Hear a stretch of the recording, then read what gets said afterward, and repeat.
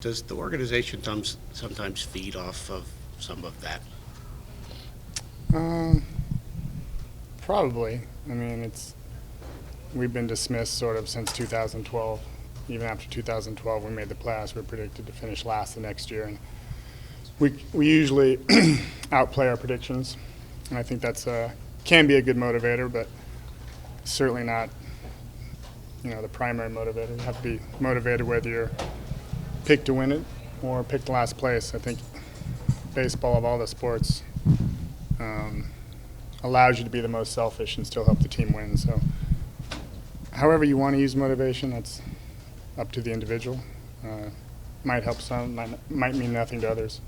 How would you describe this offseason for the team so far? Pretty stagnant, maybe, I guess. It doesn't seems like the market's a little bit odd, free agency. Early on you saw middle relievers, 7th, 8th inning guys getting quite huge contracts, and there's a lot of starters out there that aren't getting the offers, it seems. So it's probably been the oddest offseason that I can remember as far as free agent signings. Who's got the deals and who hasn't. And Dan, traditionally, I think, likes to wait and look for value late in the offseason, which he's been able to do. Nelson Cruz is a perfect example, how waiting benefited us. So in that way, it's been sort of similar, but just the lack of signings for some of these big names is sort of unprecedented in my memory.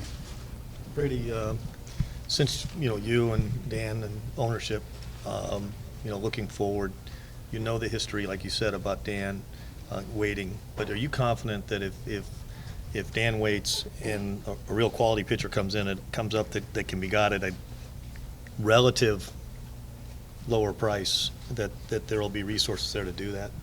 I do, yeah.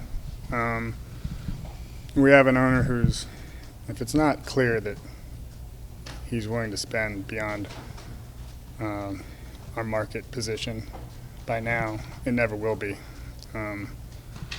So resources haven't been an issue with us in quite some time. Could they be with Manny? Manny's going to want a lot of money. Well, that could be a philosophical issue too. We might have just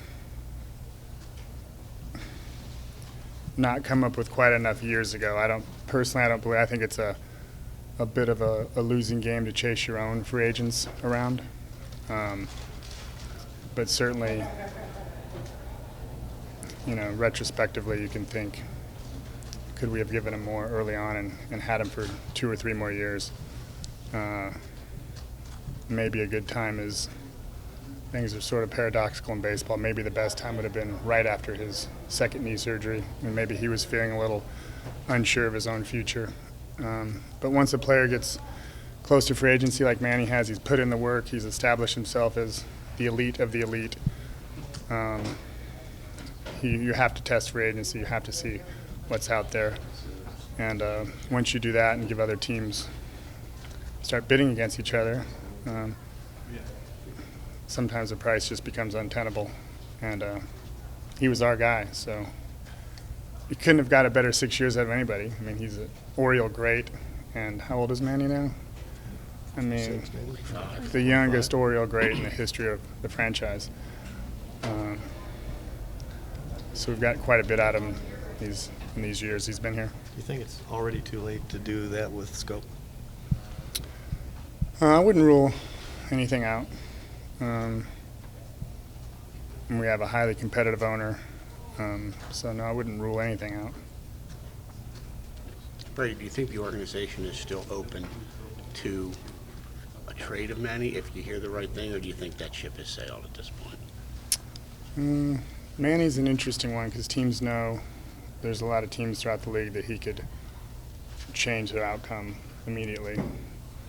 But there's quite a price to pay for a guy like Manny. You have to weigh the downside of giving up your best prospects, which we'd certainly require, and then maybe having Manny for only a 6-month season. And teams haven't been willing to do that, so, and we're not willing to give Manny away for anything less than he deserves, than we deserve in return for him.